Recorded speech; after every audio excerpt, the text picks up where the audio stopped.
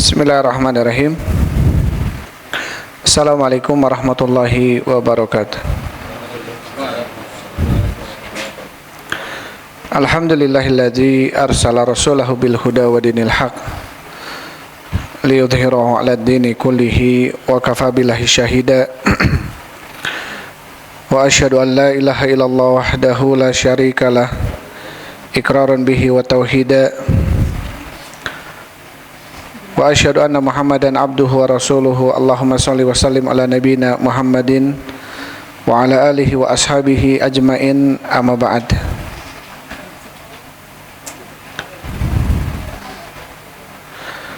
Ikhwan wa akhwati fillah, habibakumullah. Bapak Ibu jamaah salat maghrib yang dirahmati Allah Subhanahu wa taala. Alhamdulillah,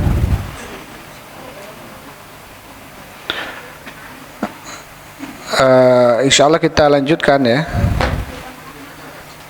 pembahasan kita dalam Kitab Tauhid karya Syekh Muhammad At-Tamimi An-Najdi rahimahullahu taala.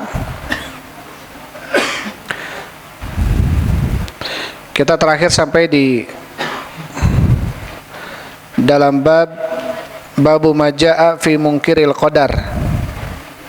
Bab apa-apa yang datang di dalam permasalahan orang yang mengingkari qadar. Ini sudah kita bahas ya, tentang apa pentingnya kita beriman kepada al-qadar. Bahkan termasuk kesempurnaan tauhid rububiyah seseorang adalah ketika kita beriman kepada ketentuan Allah Subhanahu wa taala, yang baiknya dan yang jeleknya. Dan sudah kita bahas kemarin tentang maratibul iman bil qadar, tingkatan iman di dalam al-qadar. Jadi ada 4 poin yang harus kita imani di dalam masalah qadar. Ada 4 poin yang harus kita imani dalam masalah qadar. Yang pertama adalah al-ilmu. Jazakallahu khair. Artinya kita yakini bahwasanya Allah Subhanahu wa taala berilmu tentang apa-apa yang akan dan sudah terjadi. Ya, ini kita harus yakini itu. Bahwasanya apa yang akan terjadi dan sudah terjadi itu semuanya atas ilmu Allah Subhanahu wa taala. Jadi tidak ada sesuatu pun yang luput dari ilmu Allah. Ya, tidak ada sesuatu pun yang luput dari ilmu Allah Subhanahu wa taala. Kemudian yang kedua yang perlu kita imani adalah beriman bahwasanya Allah Subhanahu wa taala telah mencatat segala sesuatu di dalam Lauhul Mahfuz. Jadi apa yang akan terjadi itu sudah ada catatannya di dalam Lauhul Mahfuz. Kemudian yang ketiga bahwasanya kita harus mengimani apa-apa yang terjadi itu atas kehendak Allah Subhanahu wa taala. Apa-apa yang terjadi itu atas kehendak Allah Subhanahu wa taala. Jadi sesuatu yang terjadi itu pasti atas kehendak Allah. Apapun yang Allah kehendaki pasti terjadi. Apapun yang Allah tidak kehendaki tidak akan terjadi. Dan yang keempat adalah dalam masalah iman terhadap qadar adalah kita beriman meyakini bahwasanya Allah menciptakan segala sesuatu. Amalan yang kita lakukan adalah ciptaan siapa? Ciptaan Allah Subhanahu wa taala. Kenapa kemudian penting kita membahas ini? Karena jangan sampai kemudian kita seperti orang-orang qadariyah yang mengatakan bahwasanya apapun ya yang terjadi itu adalah menurut kehendak kita, dan Allah tidak mengetahui kecuali amalan itu sudah terjadi baru Allah tahu. Ini kata orang-orang qadariyah. Jadi kalau kita ingin surga maka kita harus beramal amalan surga. Jadi kata mereka antara kita dengan Allah Subhanahu wa taala ini seperti antara kita dengan kita mau uang kerja, kalau enggak ya berarti nggak dapat. Ya. Jadi mereka seakan-akan surga itu bisa, waalaikumsalam, surga itu bisa ditebus dengan amalan. Jadi kalau kita mau masuk surga berarti harus beramal, kalau tidak mau masuk surga jangan beramal. Ya, jadi seakan-akan apa? Menyandarkan ya kenikmatan surga itu disebab apa? Dikarenakan amal kita gitu. Padahal Rasulullah Shallallahu Alaihi Wasallam mengatakan innakum ya la yanju ahadumikum bisoli amalikum. Seseorang di antara kalian itu tidak akan selamat karena amalan soleh kalian. Jadi kalian masuk surga itu bukan karena amalan soleh kalian. Kemudian para sahabat bertanya, wal anta ya, itu pula engkau ya Rasul? Begitu pula saya, kata Rasulullah. Illa an yataghammadani Allah bi rahmatin minhu wa fadl. Ya, kecuali karena Allah telah memberikan kepadaku karunia dan rahmatnya. Jadi masuk surga seseorang itu karena apa? Karena rahmat Allah Subhanahu wa taala.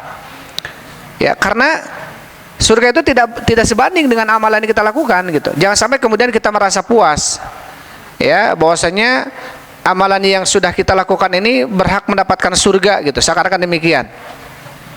Padahal masuk surganya kita itu dikarenakan apa?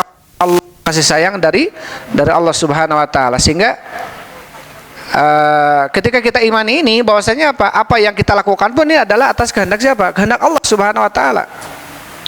Ini yang pertama. Yang kedua, biar tidak seperti Murji'ah Jabriyah. Apa itu Murji'ah Jabriyah Jahmiyah? Mereka mengatakan bahwasanya kita ini seperti daun yang diombang-ambing oleh angin. Jadi kalau angin ke barat, daun pun ke barat. Angin ke timur, daun pun ke timur. Ya, jadi kita ini nggak bisa apa-apa. Kita maksiat karena Allah pingin kita maksiat, kita taat karena Allah pingin kita taat. Jadi seakan-akan tidak ada kehendak dalam diri kita. Ya, dan ini pun salah. Ya, dan ini pun apa? Salah. Allah menciptakan dalam pada diri kita itu adanya kehendak, masyiah. Ya. Tetapi kehendak kita ini memang di bawah kehendak siapa? Kehendak Allah Subhanahu wa taala. Jadi tidak akan bisa mengalahkan kehendak siapa? Kehendak Allah. Jadi kalau Allah sudah mencatat kita harus masuk neraka, kalaupun kita berupaya terus sekuat tenaga agar masuk surga, yang akan bisa gitu. Ya, nggak akan bisa. Nggak akan mungkin kita mengalahkan kehendak siapa? Kehendak Allah Subhanahu wa taala. Tetapi setidaknya apa? Kita mengimani bahwasannya dengan turunnya para nabi, para rasul membawa Al-Qur'an ataupun kitab-kitab terdahulu, ya itu sebagai bukti bahwasannya apa? Kita diberikan apa? Pilihan, diberikan ikhtiar. Ya, dengan adanya para rasul, Nabi Muhammad menjelaskan kepada umatnya ini jalan surga, ini jalan neraka. Biar kita apa? Biar kita milih. Sama pengen surga, berarti ini jalannya. Waalaikumsalam. Saya pengen neraka, berarti ini jalannya. Ya, Allah Subhanahu wa taala berfirman, fa amma tsamudu fahadainahum fastahabbul ama 'alal huda. Adapun orang-orang Tsamud, kata Allah, kami telah berikan hidayah kepada mereka. Kami telah menunjukkan jalan yang lurus kepada mereka, hidayah, petunjuk. Tapi apa kata Allah? Fastahabbul ama 'alal huda. Tapi mereka lebih menyukai kebutaan, menyukai kesesatan dibanding apa? Hidayah. Dalam surat Al-Insan Allah berfirman di ayat pertama, inna hadainahu sabila imma syakira wa imma kafura. Ya, kami telah menciptakan manusia dan kami tunjukkan kepada manusia itu sabil, jalannya, jalan syukur, jalan kufur. Kenapa kemudian Allah menunjukkan jalan syukur, jalan kufur? Waalaikumsalam warahmatullahi. Setidaknya biar kita apa? Biar kita memilih, ya, karena hidup itu pilihan. Tapi nggak bisa kemudian ketika kita dari kecil amalannya amalan surga, amalan taat, gitu ya. Sampai mau mati juga amalannya taat, kemudian memastikan diri kita penghuni surga, nggak boleh seperti itu. Ya. Tetapi kita berharap bahwasanya apa? Kita akan dimasukkan ke surga Allah Subhanahu wa taala. Karena dalam hadis dari Abdullah bin Mas'ud yang diriwayatkan oleh Imam Bukhari dan Muslim, ya, ada seorang hamba, dia dari kecilnya beramalan-amalan surga sampai antara dia dengan kematian cuma 1 hasta lagi. Jadi beberapa saat lagi dia mau mati.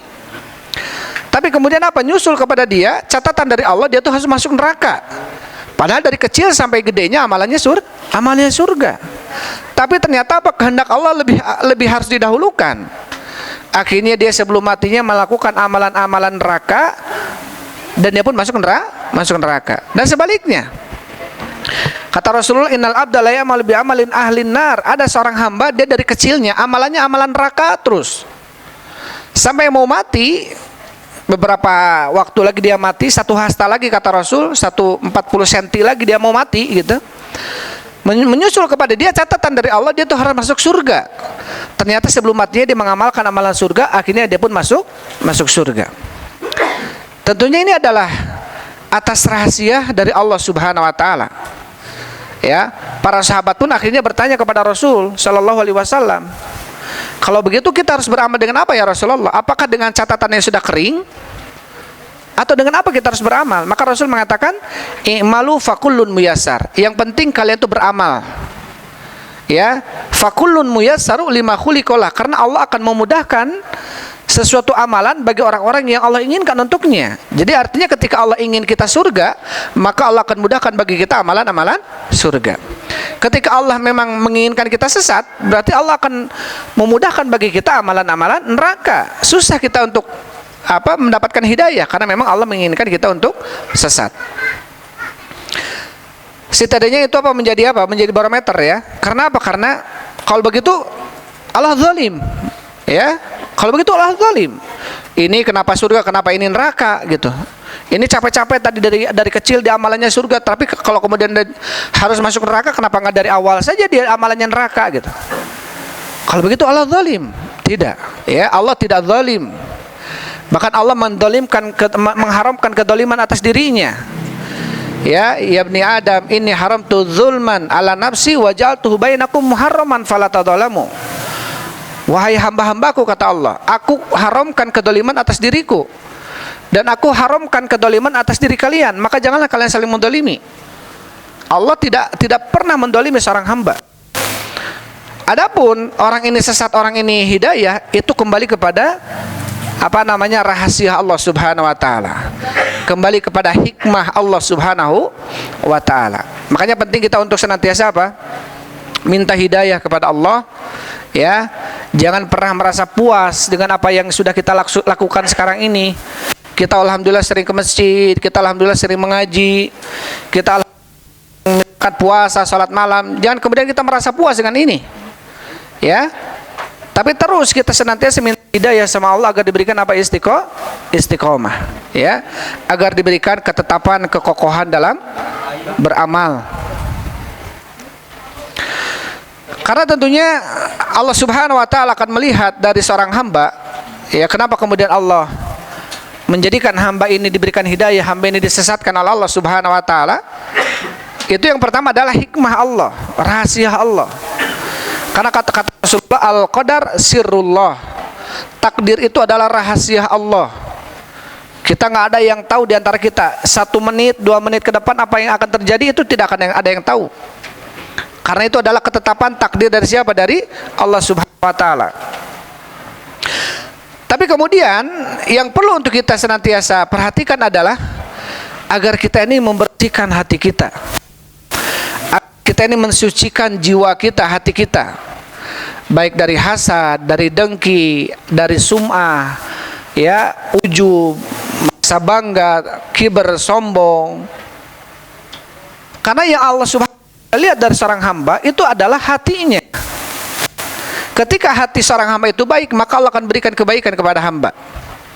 Allah Subhanahu wa taala berfirman, ini dalam surat Al-Anfal, ya, ayat-ayat terakhir, ayat tentang tawanan perang Uhud, perang Badar ketika itu. Jadi ada beberapa tawanan perang Badar, orang musyrik ditawan oleh Rasulullah. Apa kemudian kata Allah? Ya ayuhan nabi, kulli man fi aidikum minal asra in ya'lamillahu fi qulubikum khairan yu'tikum khairan.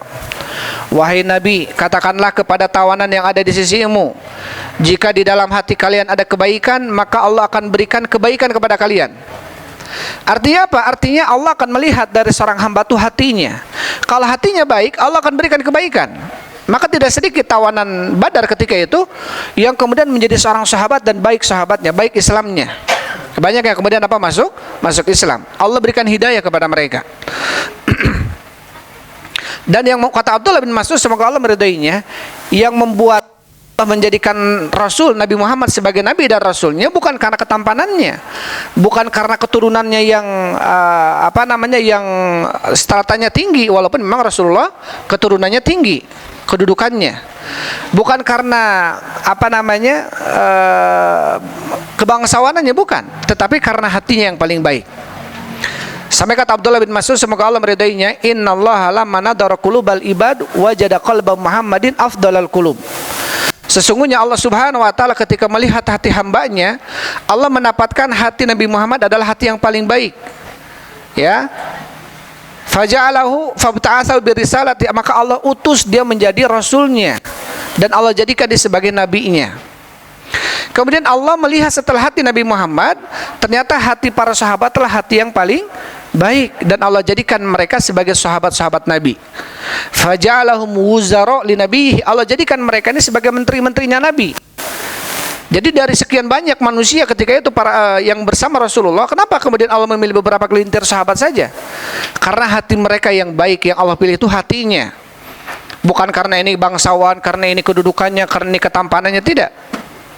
Ya, padahal yang banyak yang masuk Islam dulu dari awal-awal Rasul dakwah adalah justru orang-orang rendahannya, orang-orang budak-budaknya, gitu ya. Di awal-awal Islam Rasul Shallallahu Alaihi Wasallam itu meminta kepada Allah Subhanahu Wa Taala, karena ketika berdakwah banyak sekali banyak sekali tantangan, banyak sekali gangguan. Ya, tidak sedikit kemudian para sahabat yang baru masuk Islam diancam akan dibunuh. Maka kemudian Rasulullah meminta kepada Allah dengan berdoa, Allahumma a'izzil Islam bi umarain. Ya Allah, muliakanlah Islam ini dengan dua Umar. Yang adalah Umar bin Khattab, yang kedua adalah Abu Jahal. Kata Abdullah bin Mas'ud, kenapa kemudian Allah memilih Umar bin Khattab? Kenapa enggak memilih Abu Jahal? Karena Umar bin Khattab lebih bagus hatinya, lebih baik hatinya dibanding hatinya siapa? Abu Jahal. Intinya apa intinya? Qadar adalah sirrullah, takdir adalah rahasia Allah Subhanahu wa taala. Kita tidak tahu apa yang akan terjadi. Kita pun tidak tahu apa yang Allah tuliskan dalam Lauhul Mahfuz.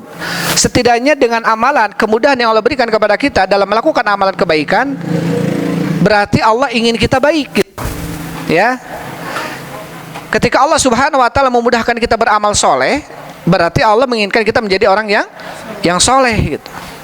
Ketika kita sulit beramal soleh, ini khawatir kalau ternyata kita ini nggak diinginkan menjadi orang soleh oleh Allah Subhanahu Wa Taala. Kenapa? Karena kita susah gitu. Makanya perlu untuk kita memaksakan diri ya untuk beramal soleh itu biar kita mudah ya, biar kita dimudahkan. Ini sudah kita bahas ya tentang masalah qadar. Sekarang masuk ke bab setelahnya. Bismillahirrahmanirrahim. Qala Syekh rahimallahu taala, babu majaa fil musawwirin, bab majaa apa-apa jaa yang datang fi di dalam al musawwirin, orang-orang yang tukang menggambar. Nah, ini tentang ancaman bagi orang-orang yang suka menggambar. Ya, menggambar apa? Tentunya menggambar zatu arwah, yang memiliki ruh, ya, yang memiliki ruh. Kenapa kemudian bab ini dimasukkan oleh Syekh Muhammad ke dalam kitab Tauhid, ya? Kata Syekh Shalih Fauzan, ketika gambar adalah salah satu wasilah perantara terjadinya kesyirikan pertama di muka bumi ini pada zaman siapa? Pada zaman Nabi Nuh alaihissalam, ya. Yang disebutkan dengan apa? Dengan Waddan, wa Suwa'a, wa Yagutha, wa Ya'uq, wa Nasra. Wad, Suwa, Yaguth, Ya'uq, Nasra ini adalah orang-orang soleh dulunya. Jadi ketika mereka meninggal, orang-orang yang hidup dengan Wad dan Suwa'an Yaguth ini berinisiatif, wah, kita buat gambar aja. Digambarlah muka-mukanya Wad dan Suwa'an Yaguth, Ya'uq, Nasra ini. Belum diibadahi, karena mereka tahu nggak boleh beribadah kepada manusia. Mereka menggambarnya, disimpan kemudian di tempat-tempat ibadah mereka, biar ingat, oh ini orang soleh dulu, biar kita nih semangat ibadah kayak orang ini. Kemudian apa? Falamma tala alaihimul amad, ketika waktu bergulir dengan waktu yang panjang, ya, bertahun-tahun, muncul anak-anaknya yang baru, muncul cucu-cucunya yang baru. Ketika itu apa? Mereka akhirnya melihat, wah, gambar ini sudah mulai pudar. Bagaimana kalau kita bikin patung saja? Akhirnya apa? Dibikin patung. Karena gambar semakin hari semakin hilang gitu ya, bentuk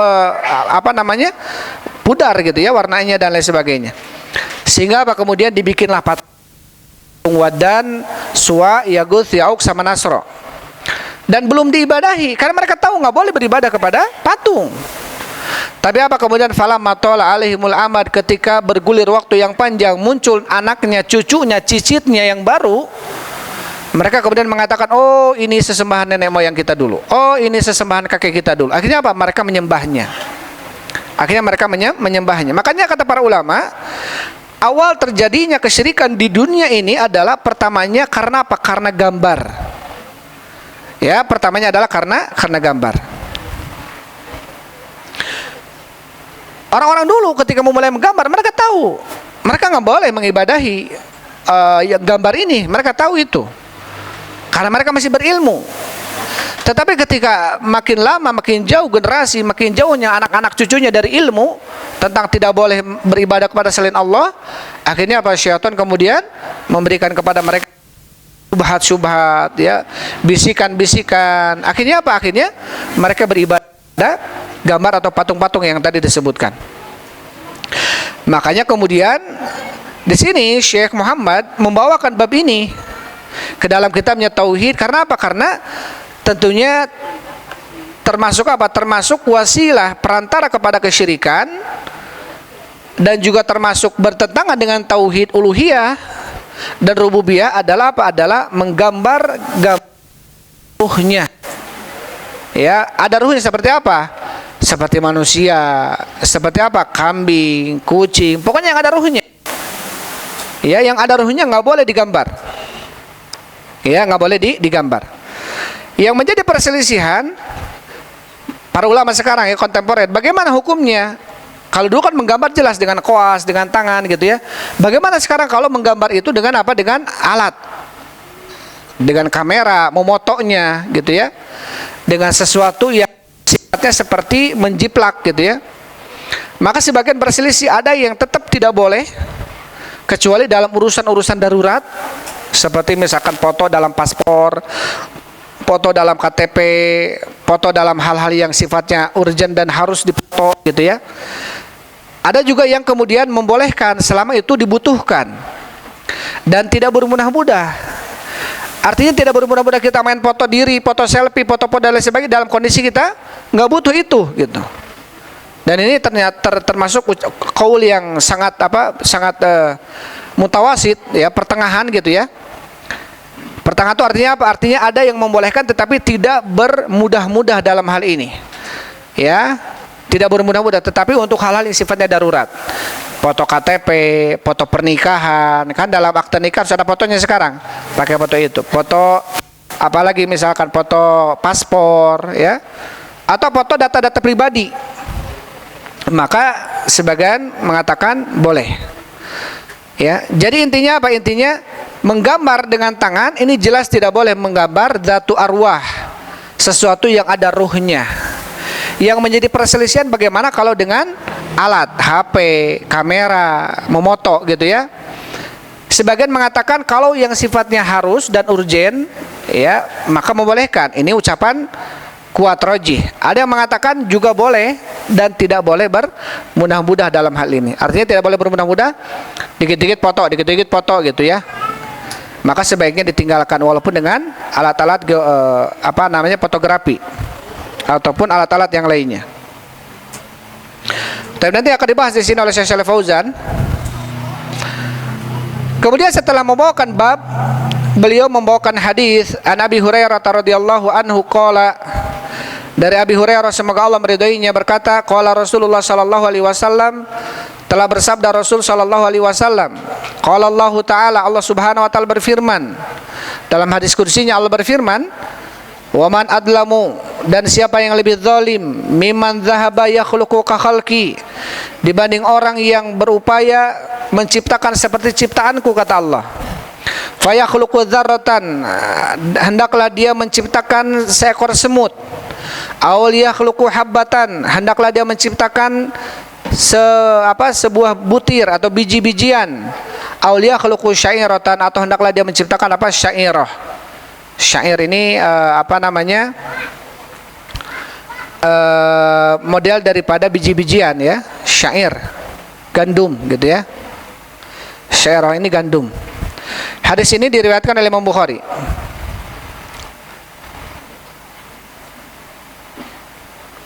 Di dalam hadis ini Allah Subhanahu wa taala menjelaskan bahwasanya apa? Tidak ada yang paling zalim dibanding orang yang menggambar seperti gambar ciptaan Allah Subhanahu wa taala. Di sini Allah berfirman apa? Wa man adlamu, dan siapa yang lebih zalim dibanding orang yang berupaya menciptakan seperti ciptaanku. Nanti dalam ayat lain disebutkan ahyu ma khalaqtum, hidupkan yang kalian ciptakan itu. Jadi kita bikin gambar, kita bikin patung, walaupun patungnya patung kucing misalkan, dari batu atau tanah liat atau dari apalah misalkan ya, patung kucing misalkan atau patung kambing. Nanti di hari kiamat kata Allah Subhanahu wa taala ahyu ma khalaqtum, hidupkan, berikanlah ruh kepada patung ini yang kalian ciptakan ini. Ya, ini menunjukkan apa? Menunjukkan amalan tersebut termasuk dosa besar. Amalan tersebut termasuk dosa besar. Kenapa? Karena apa? Li'annahu bidzalika yuhawilu musyahabatullahi fi fi'li. Karena dengan melakukan itu dia berupaya untuk menyerupai ciptaan Allah. Seakan-akan dia menciptakan, seakan-akan dia mampu menciptakan seperti ciptaan Allah Subhanahu wa taala. Kemudian Allah memerintahkan, hendaklah dia coba ciptakan, kalau memang betul bisa menciptakan ciptaan Allah, bikinlah apa? Bikinlah semut, coba. Bisa nggak menghidupkan semut? Ya. Sampai kata Allah Subhanahu wa taala, kalau seandainya mereka berkumpul untuk menciptakan dzubab, ya, seekor lalat sekalipun, maka mereka tidak akan mampu menciptakan seekor lalat. Walau jitamaulah, walaupun mereka berkumpul. Jadi manusia ini untuk menciptakan seekor lalat saja, walaupun para profesor ilmuwan sekarang dihadirkan semuanya, berkumpul semuanya, kita ciptakan satu makhluk Allah yang paling kecil, lalat misalkan, itu tidak akan bisa. Walaupun sekarang sudah ada replika-replikanya, robot-robotnya, tapi kan jauh sekali dengan ciptaan Allah. Ya, jauh sekali dengan ciptaan Allah Subhanahu wa taala. Hadza khalqullah faruni madza khalaqal ladzina min duni. Ini ciptaan Allah nih. Mana ciptaan selain Allah Subhanahu wa taala yang kalian sembah? Maka di sini kata Syekh Fauzan menunjukkan tentang apa? Haramnya menggambar. Menggambar yang ada ruhnya. Ya, menggambar manusia, menggambar boneka-boneka, menggambar anime-anime gitu ya. Intinya menggambar yang ada kepalanya, yang ada badannya, yang ada tangannya. Ya.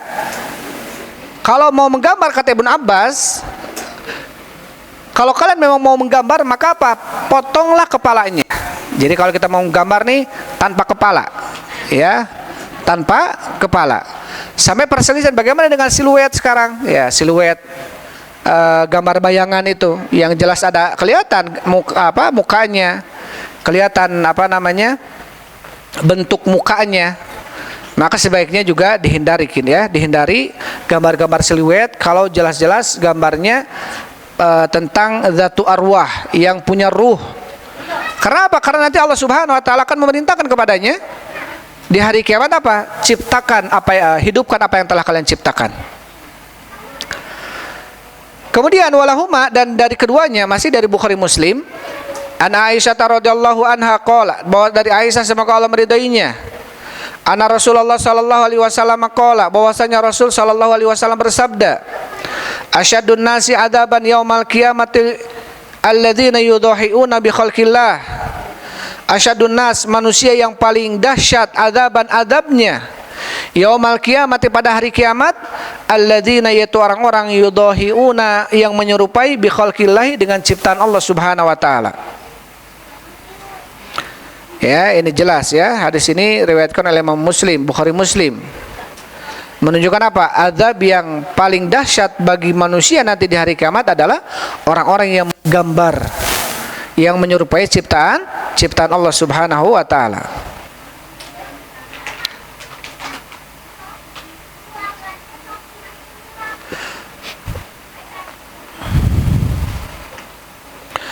Kemudian setelahnya walahuma an Ibnu Abbasin, dan dari keduanya masih dari dari Bukhari Muslim, dari sahabat Ibnu Abbas radhiyallahu anhu, semoga Allah meridhai keduanya, Sami'tu Rasulullah sallallahu alaihi wasallam yaqul, aku telah mendengar Rasul sallallahu alaihi wasallam bersabda, kullu musawwirin finnar, setiap orang yang menggambar ada di dalam neraka. Yuj'alu lahu bikulli suratin sawwaraha nafsun yu'adzabu biha fi jahannam, maka dijadikan bagi dia setiap gambar yang dia telah gambar, ya, setiap gambar yang telah dia gambar, maka dia akan diadab dengan gambar itu nanti di neraka apa? Di neraka jahanam. Artinya semakin banyak yang dia gambar, gambar yang ada ruhnya tentunya, maka dia akan semakin diadab dengan itu. Ya, dia akan semakin diadab dengan itu. Kata Syekh Shalih Fauzan, yuj'alu lahu bi kulli suratin nafsun yu'adzabu biha, alba bimana fi. Ba'da di sini bimana fi. Yu'adzabu fiha. Maka dia akan diadab dengan gambar itu di neraka jahanam. Walahuma anhu, dan dari keduanya masih Bukhari Muslim, yang diriwayatkan oleh Imam Bukhari Muslim masih darinya dari Ibnu Abbas. Apa kata Rasulullah? Man sawwara suratan fid dunya, barang siapa yang menggambar sebuah gambar di dunia, kullifa, maka akan dibebankan baginya an yanfukha fiha ruh, maka akan dibebankan baginya untuk apa? Untuk meniupkan ruh pada gambar itu. Walaysa binafihin, dan dia tidak bisa meniupkan ruh.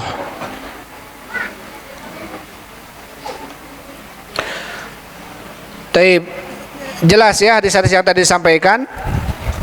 Kata Ibnu Abbas, kata Syekh Shalih Fauzan, di dalam hadis ini Rasulullah sallallahu alaihi wasallam menjelaskan bahwasannya orang yang menggambar di dunianya, maka nanti di hari kiamatnya dia akan di neraka. Ya, dia akan di neraka. Ini menunjukkan termasuk apa? Berarti menggambar termasuk dosa besar. Ya. Kenapa termasuk dosa besar? Karena pelakunya diancam oleh Allah di neraka. Bahkan kata Rasulullah, dia akan diadab dengan asyaddu adzaban, adab yang paling dahsyat nanti di hari di nerakanya, naudzubillahi min dzalik.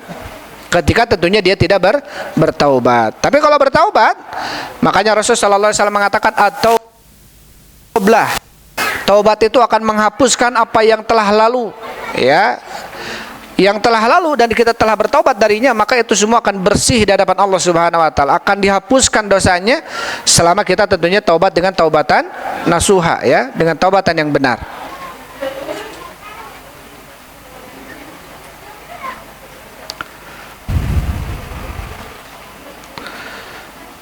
Di dalam hadis ini kata Syekh Shalih Fauzan, anna fihi dalilan ala tahrimi taswiri wa wa'idil musawwirin. Dalam hadis ini ada dalil tentang haramnya menggambar dan ancaman keras bagi orang yang tukang menggambar.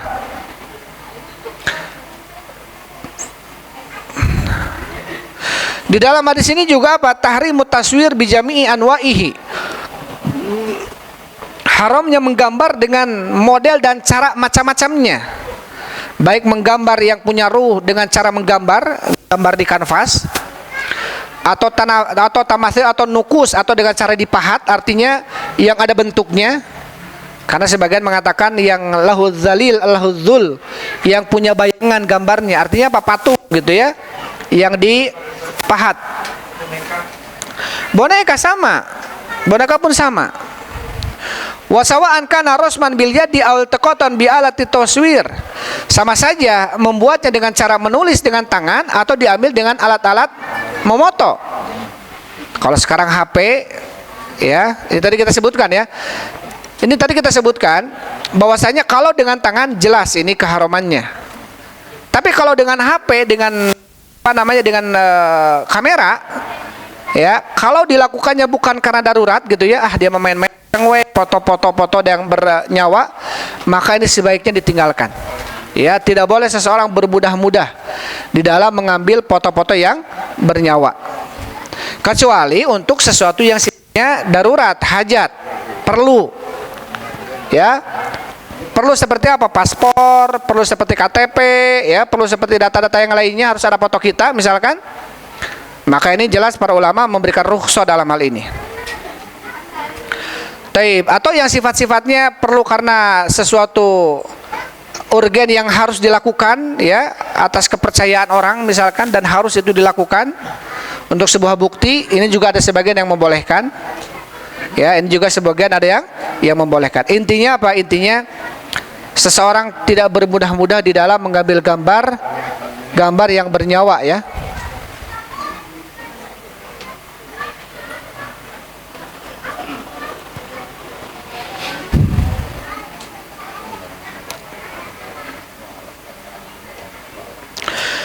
Kemudian setelahnya wali muslimin an Abil Hayyaj, dan di dalam riwayat Muslim dari Abul Hayyaj. Beliau ini adalah seorang tabi'in, ya. Dari Abul Hayyaj beliau berkata, qala li Aliun, berkata kepadaku Ali bin Abi Thalib, semoga Allah meridainya, ala ab'atsuka ala ma ba'atsani alaihi Rasulullah sallallahu alaihi wasallam. Ingatlah, aku akan mengutus kamu terhadap apa yang telah mengutus aku padanya Rasulullah sallallahu alaihi wasallam. Jadi Ibnu Abbas, Ali bin Abi Thalib pernah diutus oleh Rasulullah dengan sebuah tugas. Kemudian Ali bin Abi Thalib setelah menjadi khalifah, kemudian juga mengutus Abu Hayyaj dengan tugas yang sama. Apa tugasnya? Allah tada suratan illa tamastah. Janganlah kamu membiarkan gambar kecuali kamu hapus gambar itu. Wala qabran musyrifan illa sawaita, dan tidaklah kamu melihat kuburan yang dimuliakan kecuali ratakan dengan tanah. Hadis ini riwayat Muslim, ya. Hadis yang sahih. Ya, kuburan ini tidak boleh lebih dari 1 jengkal. Untuk menunjukkan bahwasannya itu adalah kuburan, biar beda dengan tanah-tanah biasa yang lainnya. Maka ketika mengagungkannya lebih dari 1 jengkal, apalagi membangunnya, menghiasnya, memberikan lampu kepadanya, kelambu dan lain sebagainya. Apalagi kemudian orang-orang dia tawaf di dalamnya, kemudian banyak sekali yang kemudian dilakukan. Ya, dan ini tentunya Rasul sallallahu alaihi wasallam, beliau sebelum meninggal meminta kepada Allah Subhanahu wa taala dalam doanya, Allahumma la taj'al qabri wathanan yu'bad. Ya Allah, janganlah kau biarkan kuburanku kuburan yang disembah. Meminta kepada Allah agar kuburannya tidak disembah manusia. Ya. Artinya apa? Disembah itu seperti apa? Bukan disembah dengan ruku sujud saja. Walaupun memang banyak sekarang yang ruku sujud ke kuburan. Untuk kita tabarruk ke kuburan aja, nyolek-nyolek kuburan aja nggak boleh. Apalagi kalau kita yakini, kalau dicolek kuburan dia bisa memberikan keberkahan, kemudahan dalam usaha misalkan. Wah, ini lebih-lebih nggak boleh. Maksudnya itu aja nggak boleh. Apalagi kalau ruku dan sujud ke kuburan. Apalagi kalau minta-minta kepada penghuni kubur. Ya, karena Allah berfirman dalam surat Fatir, la yasma'u du'aakum. Mereka yang ada di dalam kubur tidak akan mendengar doa kalian. Walau sami'u, kalaupun mereka mendengar, kalaupun artinya tidak mendengar. Kalaupun mereka mendengar, mastajabu lakum. Mereka tidak akan bisa menjawab permintaan kalian. Ya. Ulaikal ladzina yad'una yabtaguna ulaikal ladzina yad'una yarjuna ila rabbihimul wasilah ayyuhum aqrabu wa yarjuna rahmatahu wa yakhafuna adzabah. Mereka yang diminta selain Allah Subhanahu wa taala, yang mereka minta selain Allah, baik itu Nabi Isa ataupun orang-orang soleh yang sudah meninggal kemudian dikubur dan di kuburannya diminta-minta gitu. Ya, apa kata Allah? Ulaikal ladzina yad'una yabtaguna ila rabbihimul wasilah ayyuhum aqrab. Mereka tuh dalam kondisi apa? Butuh rahmat Allah. Jadi yang di dalam kubur itu kata Allah butuh rahmat kita, butuh rahmat Allah dengan cara apa? Kita mendoakan mereka. Jadi kita harusnya tugas yang hidup ini mendoakan orang yang dalam kubur. Kita doakan guru kita yang dalam kubur, mudah-mudahan diberikan keluasan kuburannya, diampuni dosanya, diterangkan kuburannya, di rahmat dan lain sebagainya. Kita doakan. Mereka butuh itu. Ya, bukan kemudian kita malah minta ke mereka. Tapi justru mereka apa? Mengharapkan apa? Mengharapkan rahmat Allah Subhanahu wa taala. Taib, di dalam hadis ini kata Syekh Shalih Fauzan, apa di dalam hadis ini? Wa taswiyatul qabril aliyati hatta yasira musawwiyatan lil ardi lima fi ta'liliyatiha minal iftitan. Kenapa kemudian Rasulullah memerintahkan Ali untuk meratakan kuburan dengan tanah? Biar tidak terjadi fitnah, munculnya fitnah. Ya. Bayangkan aja kalau kemudian di sekitaran kuburan yang ada, biasa kuburannya sederhana, jelek ya kuburan modern, kuburan bagus, orang akan berpikir yang lain. Wah, yuk sah yuk, kayaknya gitu ya. Jadi akhirnya apa? Kemudian syaitan membisiki dan dia memberikan syubhat, buah-buah ieu teh wali, buah-buah ieu teh dan lain sebagainya. Ya. Kalau kita melihat kepada kuburan Baqi, kuburan Uhud, 10 orang sahabat yang mati di medan tempur di Uhud, syuhada namanya, jamin surga mereka semuanya. Kuburannya rata semuanya. Kalau kita lihat di Baqi, kuburan Baqi, di sana ada Utsman bin Affan, ada Aisyah, ada beberapa sahabat yang mulia, rata semuanya. Ya paling 1 jengkal lah, agar terlihat itu adalah kuburan. Tidak ada kemudian yang dibangun-bangun. Karena apa? Dikhawatirkan apa? Dikhawatirkan fitnah. Kalau kemudian kuburan itu tergantung dari sisi keuangan misalkan, ya kalau kita lihat raja-raja Saudi, mereka kuburannya sederhana-sederhana gitu. Padahal untuk membangun kuburan sebesar apapun mereka mampu, tapi nggak dibangun oleh mereka. Taib. Karena ini yang kemudian diwasiatkan oleh Rasulullah kepada Ali, kepada turun-temurun sampai kepada para ulama dalam hadis Muslim tadi ya, sampai kepada kita, menjadi apa? Menjadi wasiatnya Rasul sallallahu alaihi wasallam. Yang kedua adalah kemudian apa? Tamsut taswir, yaitu menghapus gambar.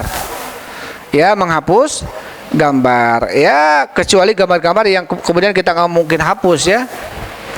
Kadang-kadang kita anak-anak beli jajanan aja pasti ada gambarnya masuk ke rumah. Pada kata Rasulullah sallallahu alaihi wasallam, la tadkhulu malaikatu baitan fihi suratun wa qalbun. Malaikat rahmat itu tidak masuk ke rumah yang di dalam rumah ada anjing dan ada gambar. Ya. Kalau di rumah kita ada anjing atau di rumah kita ada gambar, maka malaikat rahmat tidak akan masuk, kata Rasulullah. Ini hadis Muslim. Ya. Terkecuali gambar-gambar yang nggak mungkin kita hapus. Uang, kita punya uang, ayah gambar Soekarno kita hapus misalkan, wah bisi nanti malah nggak laku uangnya. Setidaknya semampu kita untuk untuk menghapus gambar. Karena ketika kita menghapus gambar-gambar yang ada dan itu mungkin mudah bagi kita, insya Allah itu mendapatkan pahala. Dapat pahala. Kenapa? Kita mengamalkan perintah siapa? Perintah Rasulullah. Karena kata Rasul apa? Ala tada timsalan atau ala tada suratan illa tomastah. Jangan kamu biarkan gambar kecuali kamu hapus. Jadi kalau kita menghapus gambar-gambar yang ada, berarti apa? Berarti kita telah mengamalkan perintah siapa? Perintah Rasul sallallahu alaihi wasallam dan akan dapat pahala. Terus kemana gambar di jalan-jalan, kehapusan wae gitu kupilok. Taib. Itulah ya, semakin kesini semakin apa yang digambarkan, dikabarkan oleh Rasulullah semakin terlihat gitu. Setidaknya minimal kita Minimal kita ada baroah, berlepas diri dalam hati kita. Karena kata Rasulullah, man ra'a minkum munkaran falyughayyirhu biyadihi. Ketika kalian melihat kemungkaran, kalau bisa rubah dengan tangan. Kalau tidak dengan lisan, kalau tidak minimal dengan hati orang. Ya Allah, saya nggak ridho dengan ini. Saya nggak bisa apa-apa. Makanya aku dihapusan enak semua gambar. Kan nggak mungkin. Kayak KPU ngadodog deh ke rumah. Taib. Itu saja mungkin ya bisa sampaikan tentang tentang zatu arwah, menggambar sesuatu yang punya ruh. Ini diharamkan. Nggak boleh ya. Taib, itu saja. Wallahu a'lam bishawab. Alhamdulillah wassalatu wassalam ala Rasulillah. Subhanakallahumma rabbana wa bihamdik asyhadu an la ilaha illa anta astaghfiruka. Assalamualaikum warahmatullahi wabarakatuh.